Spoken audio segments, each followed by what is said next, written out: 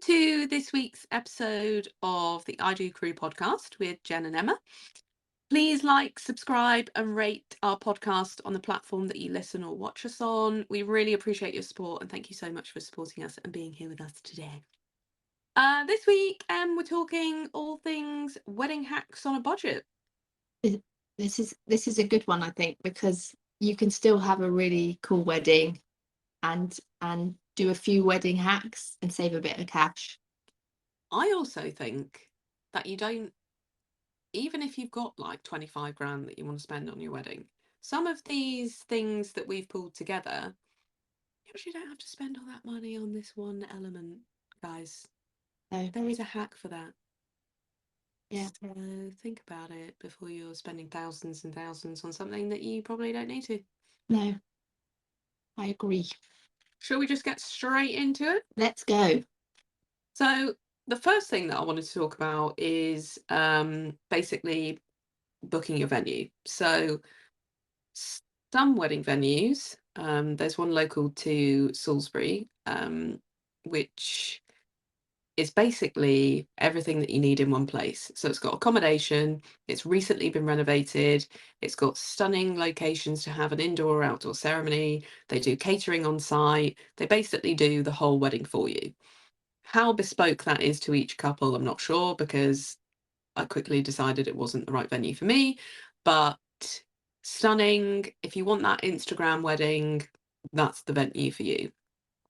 When we were looking at their pricing, if you wanted to get married in August on a Saturday, you're looking at 30,000. And that's before you start adding on your catering and your drinks and your wedding dress and your makeup, blah, blah, blah. If you, however, wanted to get married in November on a Thursday or Friday, you're looking at 8 grand. That's such a big jump, isn't it? Yeah. How can And how can you justify the August date? Like, so, because obviously even on 8 grand, they're still making money on that day. yeah, So the 30 grand is literally just all profit. that's potentially somebody's annual salary. I know, absolutely ridiculous. So, Wonder if you get married in November on a Thursday. well, there you go. Wedding hack number one. If you're not that bothered about what day of the week that you're going to get married, and actually, if you're, we live in the UK, weather is horrific. So you could have got married this August and it would have felt like February. Yeah. So you cannot predict the weather. My advice is, if you're not that bothered, I'd go for December, because overall venues, it's the cheapest month to get married in because everyone's in like Christmas mentality. I don't want to get married in December because it's a Christmas wedding. You don't have to have a Christmas wedding. You could just get married beginning of December. I have been to a wedding in December, at the beginning of December, and it was stunning. Yeah. It was a bit chilly outside, but you don't really care because you've got your beer jacket on. And also, if you're getting married on a Thursday, most people work Monday to Friday. It's general. And if the person can't be bothered to book an annual leave day for your wedding, then they shouldn't be there anyway. So it might be a good way of cutting down your guest list too. That's right. In one. And also, you're making it, if you give people enough notice, that they'll plan their year around weddings, big birthdays, all of that kind of thing. They're not just going to be like, oh, no, I'm not taking a day off work because your wedding's on a Friday. No one does that.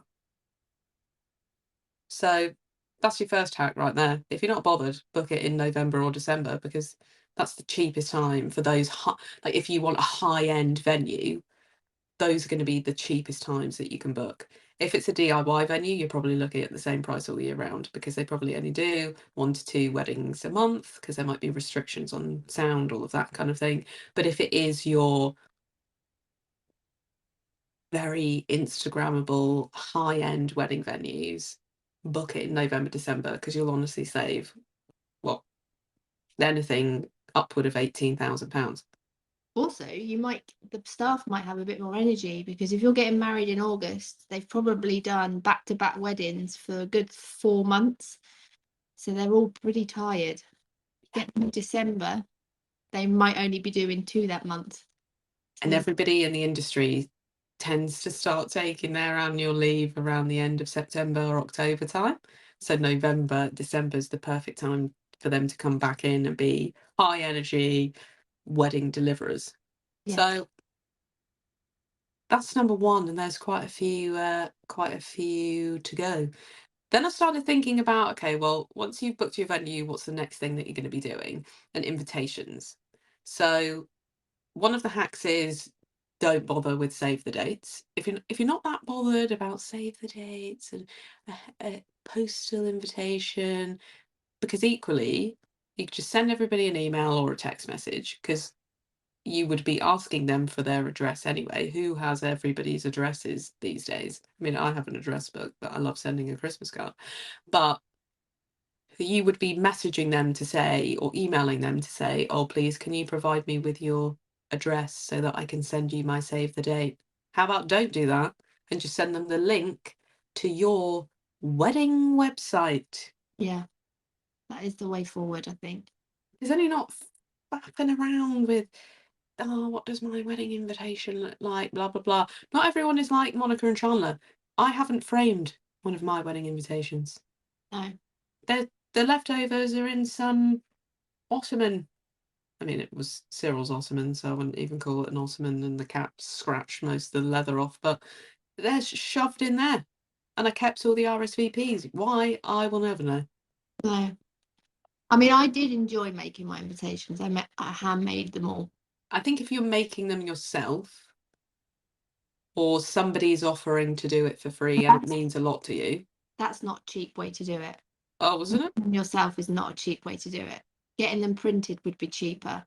Because by the time that you've bought the coloured card that you want and had a special stamp made with your name on and printed the sort of insets and cut them out and bought a round cutter to make the edges round and bought the special ribbon and bought the kit to make a seal, you might as well have just I've got no idea what any of those things mean that you just said. I am a bit of a crafter though, so I did enjoy it, but that's not a cheap way to do it. See, I wouldn't. I'm the kind of person that would be like, yes, I'll make them myself because that's going to be cheaper. 16 hours later of my time, Yeah. and I I can just text everyone. I did a thing where it's called die cutting. So I bought a little special die. I already had the little machine because I sort of make cards anyway. It was like a leaf thing. I had to cut out like 600 of these leaves because I had them on my save the dates and my invites, and they were on the menus, and then I was sticking little diamonds on. What it took What? me it took me absolutely hours and cost me a fortune. So don't Where do that, set up a website. where are they now? No idea. Those gold leaves with the diamonds on No idea. in the Um, bin. No, I've got actually my cousin made me a wedding scrapbook, and so So at least one of them's in there. her one's in there. One of the table names and one of the stuff. So it's all set. I have got them in the scrapbook, but Well, I think that's nice. he didn't make me the scrapbook. I wouldn't have any. Cyril's ottoman's still got some space if you need. Um, I know that we've talked about it before, but I think it's quite an important thing to talk about on this Wedding Hacks episode. And I was talking a lot about it this weekend to potential couples and people that visited the wedding fair, is start your wedding dress shopping early. So I didn't know this, but if you leave it sort of 6 months or even 8 months to go before your wedding, they put a rush fee on your dress because they need to rush it through the ordering process. If you're doing it 12 months plus, they don't put the rush fee on. So, and you might not even know that it's being added on. They'll just tell you that this is the price of the dress for this delivery date. They won't tell you that they're adding a rush fee because they need to get it through seamstress. I don't know how you make a wedding dress, but they need to get it through the wedding dress making process at a rush. So they put it at like the top of their list, because then they've got all these weddings over here who have got 12 to 15 months to go. Wouldn't think that 8 to 6 months is a rush job either, would you? Like, in the grand scheme of things, you'd think that you're given enough time, and you're close. If you're trying to lose a bit of weight or put on weight or whatever your situation is, you're closer to your goal 6 months in. So you think that's probably the best time to go, but If you don't mind a rush fee, but then do what I did. Trunk shows and sample sales, honestly, I cannot recommend them enough, because when you go and do your wedding dress shopping, however you want to celebrate that, whether you want to go by yourself, you want to take an entourage, or somewhere in between, you will still have the same experience if it's a sample sale. So when I went through my process, it was with a really good bridal shop in Southampton. She's called Ava Louise Bridal. Cannot recommend her enough. It was just me in the store because it's quite small. It was through COVID, so she did a virtual viewing with me of 3 wedding dresses that I'd selected from her website, where she labelled what was in her sample sale. I then picked my favourites ready for my fitting, so that was, like, a couple of weeks, I think, ahead of, like, further on than the Zoom call that we had. But before I went, I also saw another dress that she'd added to the sample sale that I also wanted to try. So just messaged her and said, "Please, can you add this into my fitting? I really want to try it on." Ended up being the one that I bought because Tyler's feedback was, "This is the most comfortable you have looked in all of them." yeah, And there was nothing wrong with it. There was a few, maybe very, very teeny tiny snags that nobody else would have noticed apart from me. It wasn't fusty. It didn't have makeup on. It wasn't. It was a brand new dress that a few people had tried on in the shop, and probably not many people, because it's not your run of your mill fishtails, sweetheart. It just doesn't look like a wedding dress I've seen. And I still had the same experience, but I paid £700. no, mental. And actually, if you think about clothes in general, you would go into, I don't know,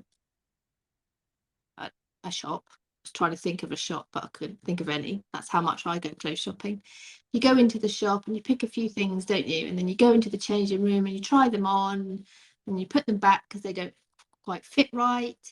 And then they'll go back on the shelf, and then somebody else will go. So we are often buying clothes that somebody else has tried on too, and we don't think about it.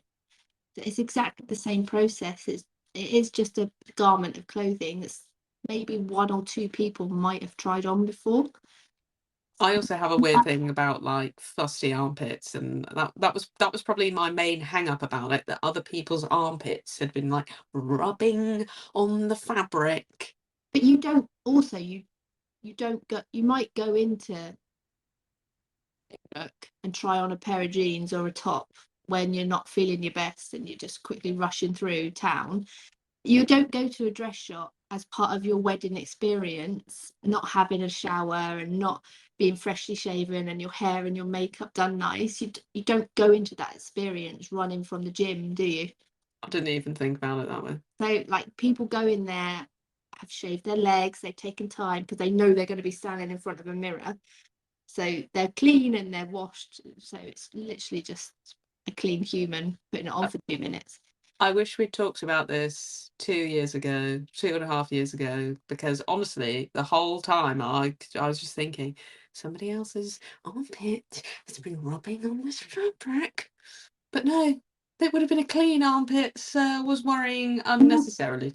And also, I think if some ratchet did turn up and they weren't clean, then they're not going to let them try the dresses on because No, they've paid for them. So the boutiques have paid for them. That's their stock. That's their showroom. That's what makes them business. They're not going to let some flaky, stinky piece of shit. I really went in there then. I just kept on digging a hole. what is flaky? What, like their skin, or? Just the cretins. Um, Yeah. can we stop now? Because I'm digging myself in a hole.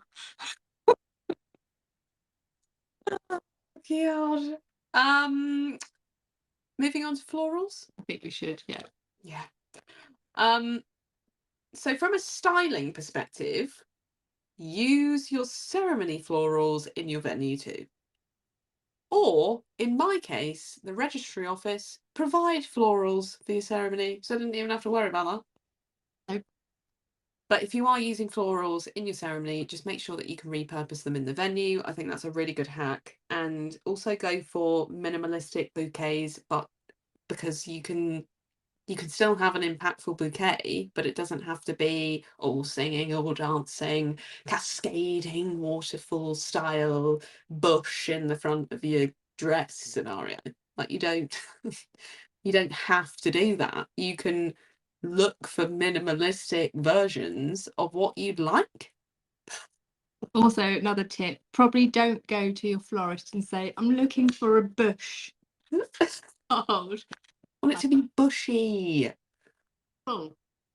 Oh, yeah, full's a better word, yeah.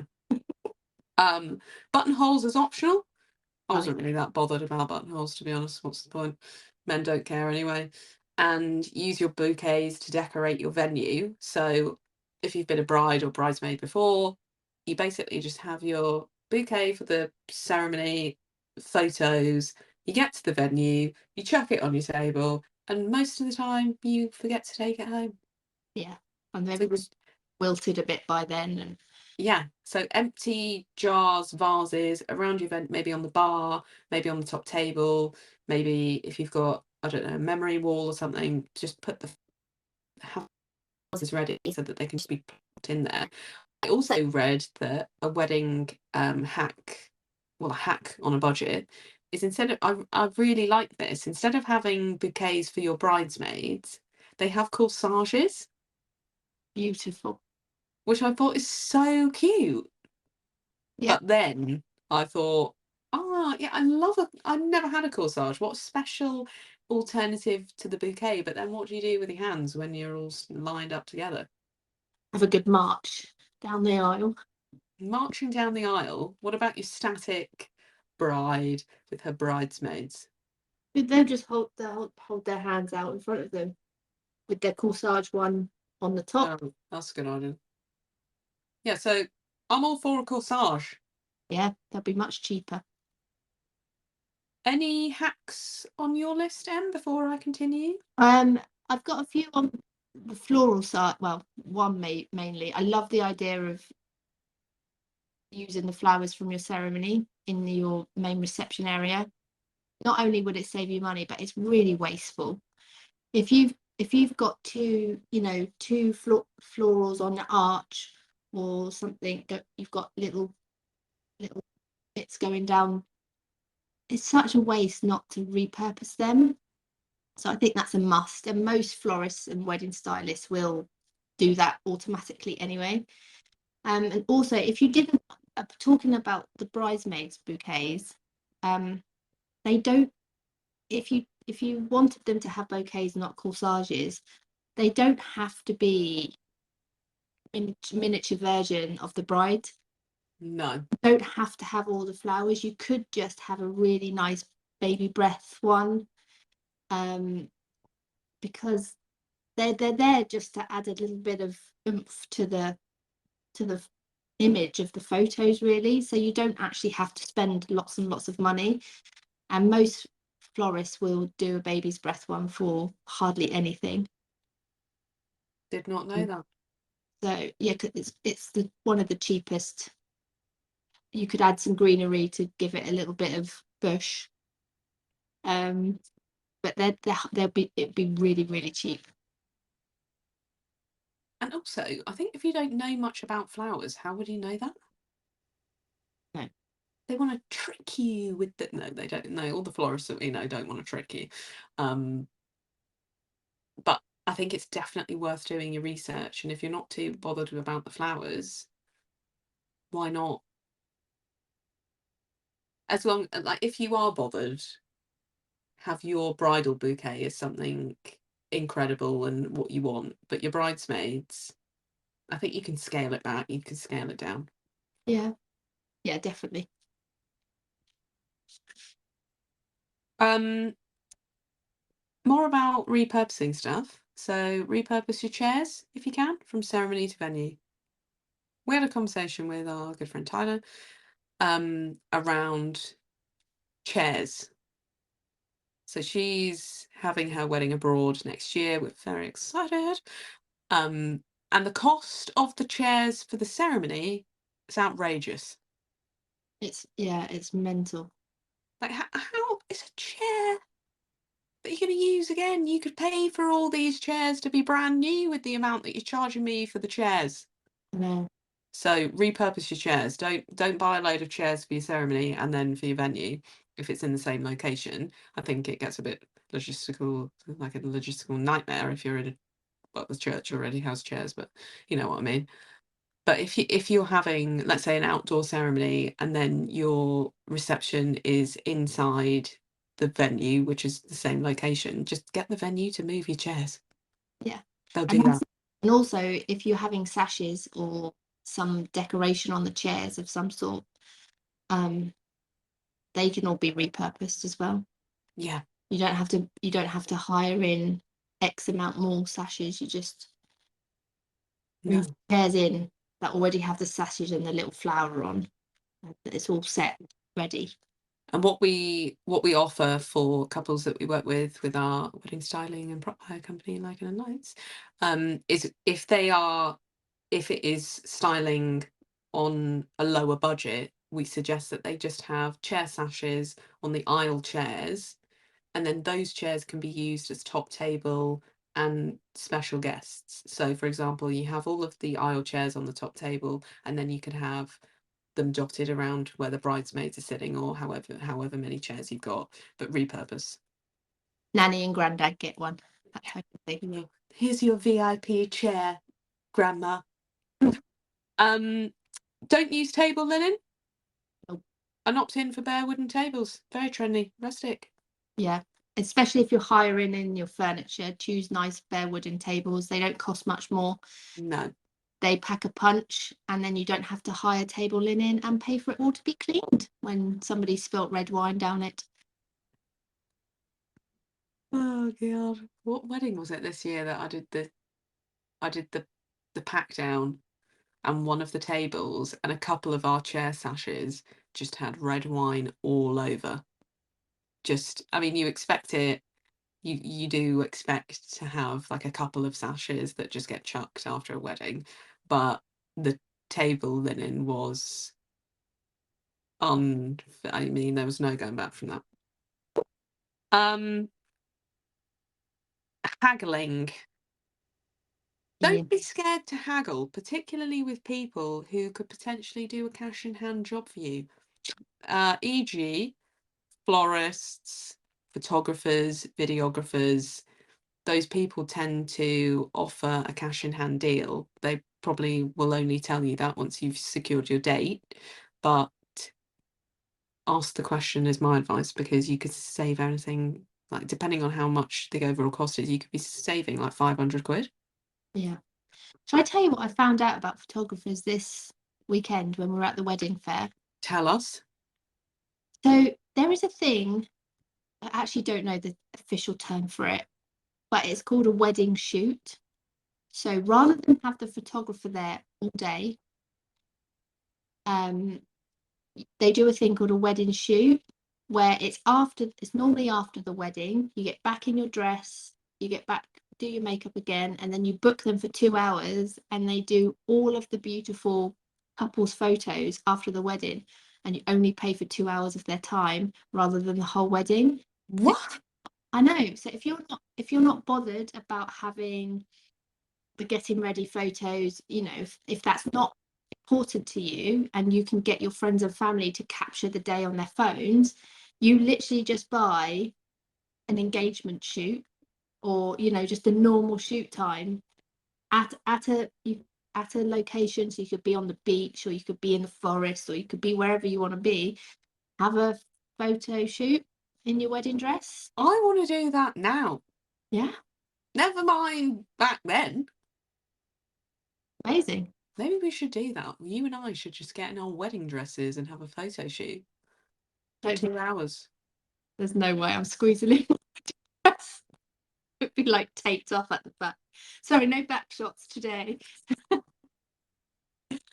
But is because, and even I guess it would depend on your photographer, but you could make the call. You could agree that you're going to make the call a couple of days before, because so many people have that anxiety around the weather and raining and blah blah blah. You could just be like, you know what?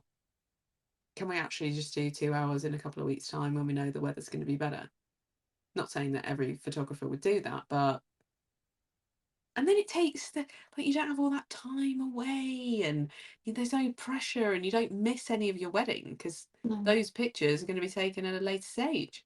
Or they may do 2 hours on the wedding day of the get ready photos and the ceremony, maybe a couple of hours, and then they go away. So you don't get all of the standing around photos. You get to enjoy your day with your guests, and you don't get all of the photos of like the party bit, but you can get them other ways, I suppose. And then you do another 2 hours after it where you're all refreshed and you're doing your beautiful forest shots. It's just you, the two of you. I think so. It'd work out much cheaper because you're not paying for them to be there the whole day. No, Split the editing of the photos, so I suspect that saves them a bit of time. I think it's brilliant. I think that's a great idea. You're winning so far, Em, on your wedding hacks. Wedding favors. So first of all, just smacked my elbow, but I hope you didn't hear that. First of all, wedding favors to me can be a waste of time because people have a few drinks, they leave it on the table, then somebody spills a drink on it, and then you forget, and then you're like, oh God, the taxi's here, and you're out of the venue on your way home. And your wedding favour that somebody's spent potentially £5 per person on is left on the table, never to be seen again. Also, the wedding favours that I have received in the past, I could probably name three. Yeah, and a lot of people panic and they're just token efforts because, oh, I've got to have a wedding favor. Quick, let's buy. I don't know. Let's buy some bubbles. Yeah, newsflash, you actually don't have to have a wedding favour. Do not waste your money on tact. No, But if you would like a wedding favour, combine it with food or drink yeah, that's because it will be consumed. yeah. If it's a little shot of homemade, I'm just thinking of my wonderful stepmom at this point. She likes to make elderflower cordial and sloe gin. The sloe gin tastes like poison, and is very alcoholic. She loves making it. Why don't you do that as my wedding favors? Yeah. And then people will be like, but good entertainment value on the table of people you don't know before. Cheers, let's all do our poison shots. So you could have your little bottle of gin that you've made, and then you could also combine that with making that the table name, that this name setting. Yep. You would work with somebody like Put a myself, little put a who little tag on it. put a little tag on it or put a little bit of vinyl with their name on it, and so it's wedding favor that people are actually going to enjoy, that they don't have to worry about taking home, and it's their place name. Also, just a life hack in general, you can buy personalised M&Ms at 500 kilograms, which is what I did, and you can have your face on it and a colour to your choosing. I think I think my wedding favor was pretty cool. What did you have? I So don't I don't think I know the answer to this. I did scratch cards, Oh yeah. £1 scratch cards, and then I put them in a little. I made little, again, these little leaves come out of the woodwork. Made everybody a little thing, slotted it in.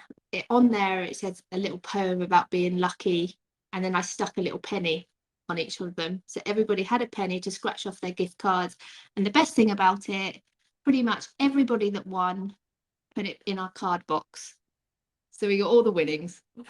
How much did you make back? I think we got about 60 quid. I think there's a couple of fivers in there, and then there was a 30 quid one or something. I think we got about 50 or 60 pounds from them. That's really nice because I would have kept that tenner if I'd won it on the scratch card. I mean, there might have been a few other winners, but I mean, there was enough cards, winning cards in there to say most people put them in our box, I think. Oh, okay. That's nice. It was I can't say the same though. Cut your guest list. yeah. We've talked about this before. If you're not prepared to buy them dinner, and if they wouldn't buy you dinner, goodbye forever. Um, don't do things you don't want to do just because it's tradition. You had a garter incident.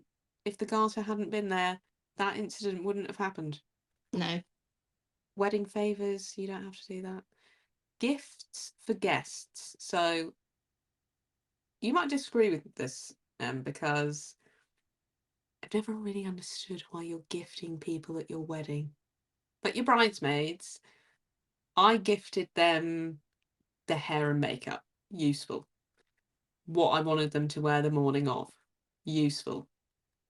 A keepsake box thing. I don't know if they kept that, but potentially useful. Put your old wedding stationery in there from other people's weddings. I don't know. Why do we gift, like, mother of the groom or bride, father of the bride? I'm sure there's other people you have to give a gift to. I didn't actually do that at my wedding. They're guilt gifts, aren't they? Are they? I think they're guilt gifts.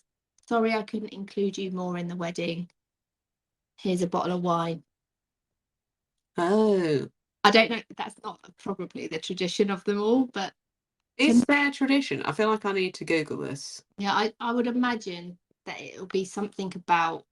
I'm literally just making this up now, but I would imagine it's something about welcoming to the family. Let's Hmm. our family unit together. I want to welcome you to the family type situation. But when it happens and I'm at a wedding, I'm like, oh, that's a guilt gift because they didn't ask them to do a reading, or that's a guilt gift because I didn't get them. Ian's mum welcomed herself to my family by taking one of the florist's vases. I'm at that. You didn't give me a guilt gift. I'm taking the florist's flowers. Where's the flowers? I don't know if you remember, but there was a switch around with the vases at the last minute. So what I was expecting to be like jam jars, but chunky at the bottom to hold the stems, was actually giant fishbowl style They were lovely. vases. They were really nice. She took one. And then she said, I hope you don't mind, but I'm going to take one of these vases. I also did the same at Ian's brother's wedding. So it's a bit of a keepsake for me. Okay, cool. I'll deal with that tomorrow. Ian will deal with that tomorrow. Yeah. Tossing the bouquet, never understood that either, because you spent, well, I don't know, anything £120 upwards on your bouquet, and you're just going to throw it into a crowd and hope someone catches it. More often than not, drops on the floor and smashes everywhere. So you Yeah. don't have to do that. Don't throw it. Make it into the top table centerpiece. I've never been to a wedding where they've thrown the bouquet.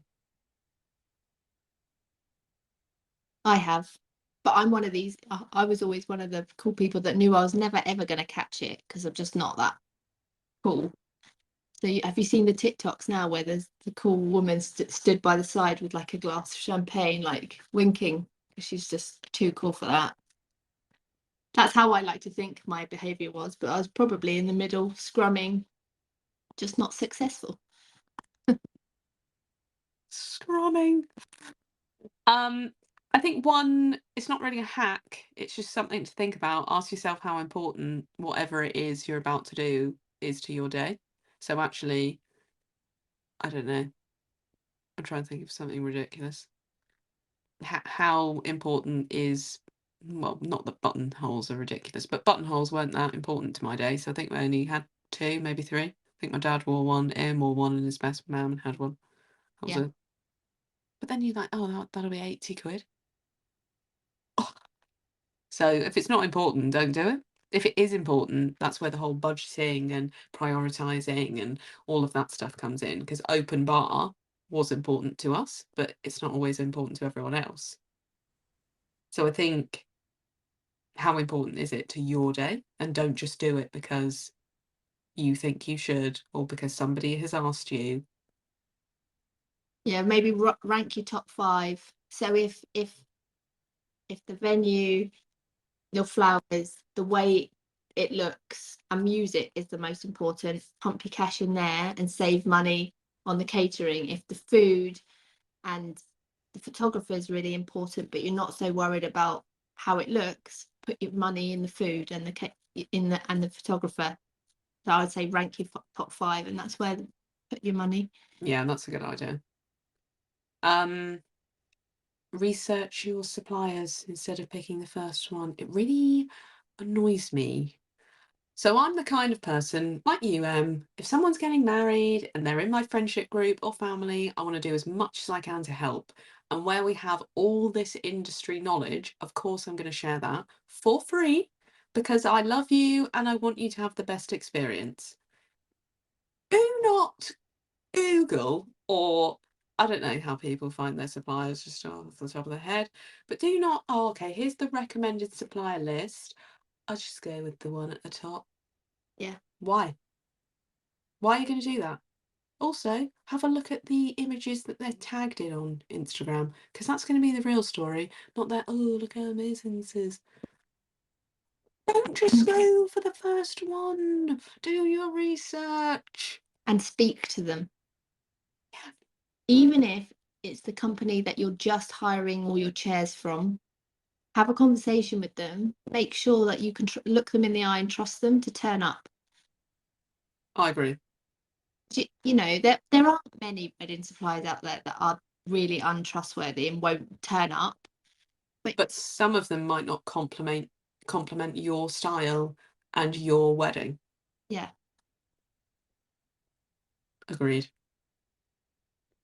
Do not pick the first supplier. And also, if you've asked me, just a general public service notice, if you've asked me for my help, yet you've already made your mind up and you're going with the supplier that nobody's recommended and it's just at the top of the list somewhere, please don't ask me to help you because I actually do a lot of research. I listen to your requirements.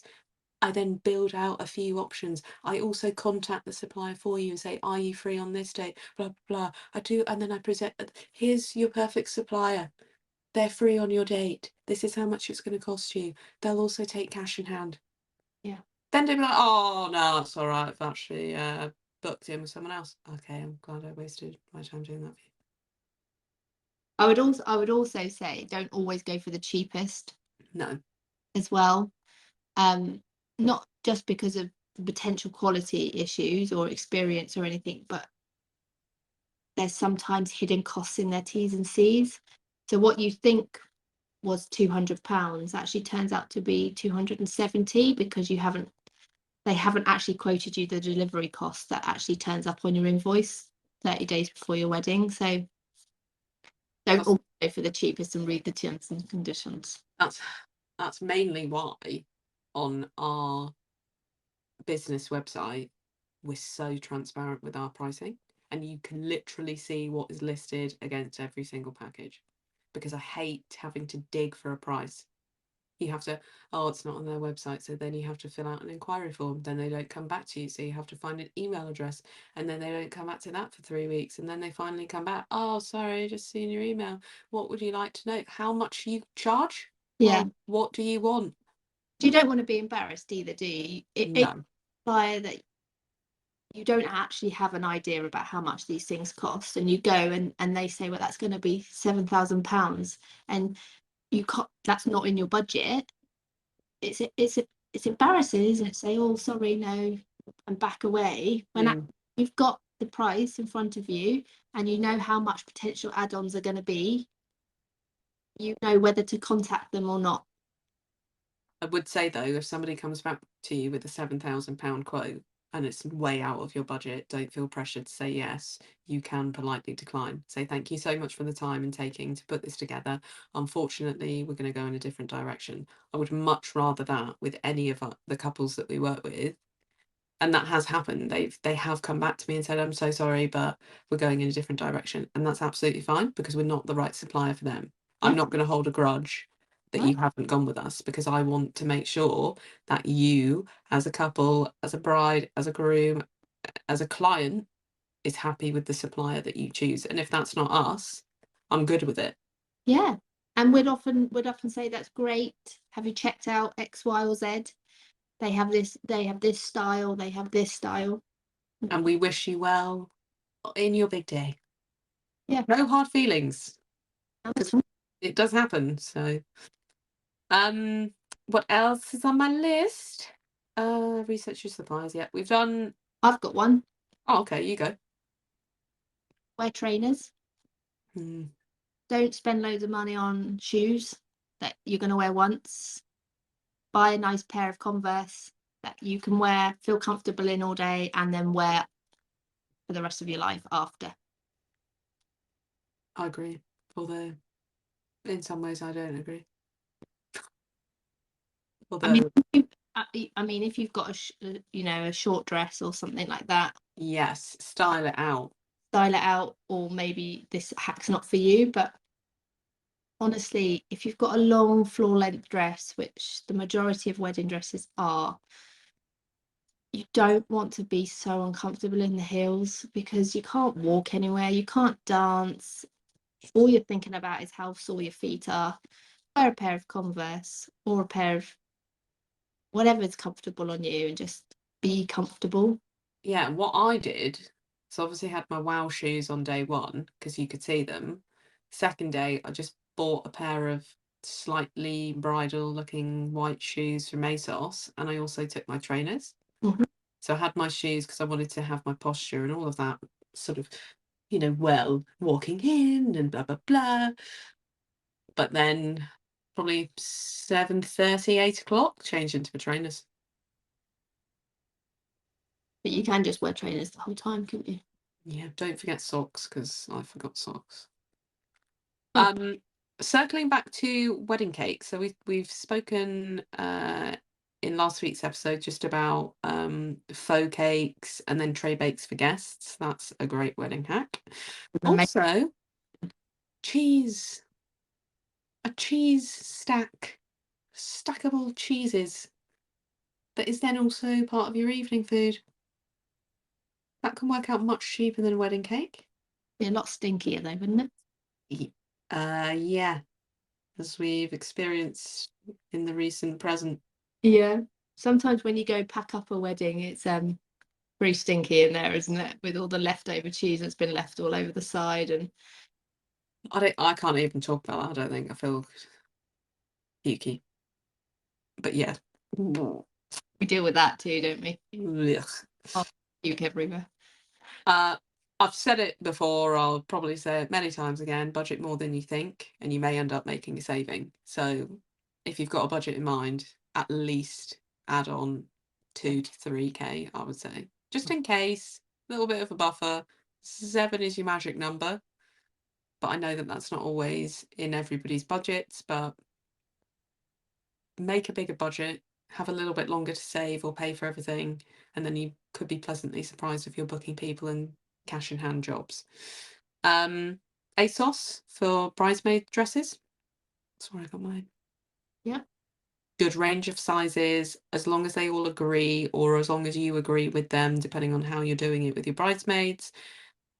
Book them or buy them all at that time. Do not wait around. Do not wait for anyone to make a decision because they will go. So the thing with ASOS is once you've found the dress that you really like and all the sizes are there, buy them then. Yeah. Because even if you change your mind, I think you've got 30 days to return. So even if they don't fit, even if you have to get different sizes, they've got 30 days to do that. So you see one, buy it. And Yeah. they're as cheap as you can even go outside of their bridesmaid collection. I saw some really nice weddings, really nice dresses at in people's pictures through weddings that they've been to over the summer that could be bridesmaid dresses. So just ASOS is your best friend. Also, I think you can save a bit of money if you like the look of having mismatched dresses in a similar color palette, Yeah, because like you said, you don't have to shop in that bridesmaid section, and just, you can save a bit of money. And often, if you're allowing them to pick their own bridesmaids dresses, you can get away with asking them to pay for it themselves because they've got some creative decisions. So that's also another option. they're also choosing their own dress, which means that you would hope that they would wear it again. So you can be forgiven if you're asking them to either pay for it or put some money towards it, I think. That's what I did. Yes. Um, Last but not least on my list, and I'm not just saying this because this is what we do, but hiring a wedding stylist for your decor, etc., can cut your costs because I was a DIY wedding, so were you. You want to choose your stylist based on your style and based on your venue and based on, I don't know, props that they've got available, all of that kind of thing. Just make sure that you're looking at the right stylist for starters. The silk florals aren't always the best, but if that's the vibe that you're going for, just have a look around, haggle a little bit, because ultimately that could save you so much time, energy, storage, cost. There's just so many things that come with doing your own decor that if I knew then what I know now, I would have hired somebody in Yeah. because the amount that I spent on everything, well, obviously it was all very rusticy wood vibes. If you've seen our Liking and Lights Instagram account, that's basically most of the things I used at my wedding. But if you want disco balls and Campus. campus, like tiled backdrops, neon signs, all of that kind of thing. That starts to create, even if you think, oh, I can get 6 disco balls for £89. Okay, that's £89. You're now going to have to pay postage and packaging unless you're buying them in store. I don't actually know where you can buy disco balls in a shop. Then you're paying for postage and packaging. Then you have to find somewhere to keep it for the next 6 to 12 months. Then you've got to get somebody to come and help you put them all up because who's going to do that? Then you've got to think about everything else. If you're having disco balls, what else works with that? There's just a lot. It's a Yeah. lot. Save yourself stress, time, energy, and money, and just find it can be a great stylist or it could be middle of the road stylist. You don't have to have, I don't know, top of the range styling companies come in. There's so many good small businesses on Instagram, TikTok, Etsy that will help you depending on what your budget is. And if you're having a barn wedding in the south of the UK, at Lichen and Lights is a pretty good place to start. Hello, hello. Yeah, and I'm the problem, it's me. also what I found when I was doing my DIY wedding, my vibe was very jam jar, florals. We had a lot of paper pom poms, that type of cutesy vibe, I would say. You never buy enough. So I had paper pom poms. I bought 50 thinking that was going to be enough. It's not never enough. And if you're working with a stylist, they know that and they've got it all. So you're not putting it up the day before thinking, oh no, this looks pathetic, just two little people. They know and they can make it look like a full styled wedding. They've done it over and over again. And also, you don't end up with tons and tons of stuff. You've got to try and sell on Facebook Mm, after. They just come and set it all up and take it away. So you're not having to ask friends and family to come the day before and put up lights and put the 50 chair sashes that you've bought that aren't great quality because you've bought them online, all of that type of stuff. It will save you money in the end, and you'll get the experts helping you think about alternative ideas and Have you thought about putting your cake here because of the lighting and all of that type of thing that comes with it as well? Yeah, I'd agree, obviously. Um, you know how many paper pom-poms now though, don't you? Yeah, 400 times more than you think. God. That's the end of my current wedding hack list. What have you got, Em? Few more. So don't be tempted to buy things like flip-flops, disposable flip-flops, disposable umbrellas. You don't need it. No. Look after themselves. If they've chosen to wear stupid footwear, they can take them off. It's their their thing. So don't be tempted to spend money on that type of thing. Most of it won't get used. It'll all just go in the bin after. Which is a shame because he probably spent, I don't know, £100. yeah, 80 to 100 quid on 12 pairs of flip flops that you thought you were being helpful. Yeah. Uh, Crazy. I would also say don't be embarrassed to have a cash bar. I'd Don't, agree. don't worry if you can't, if your budget doesn't push you to have an open bar. That's Have a nice toast drink, maybe make a cool cocktail so it sort of speaks to your personality, and then just have an open bar. Um, I would say try and look at the prices that the venue charge for their open bars, just so you're not stitching your guests up completely. Um, I heard a story the other day from somebody saying that they went to a wedding and it was £7 a pint.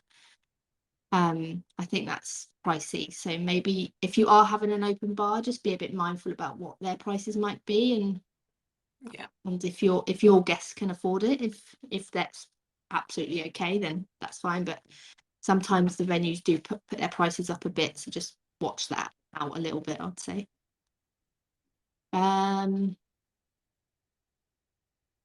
Turn to talented friends and family. Hmm. If you've got somebody that is a card maker, ask them to make your invitations.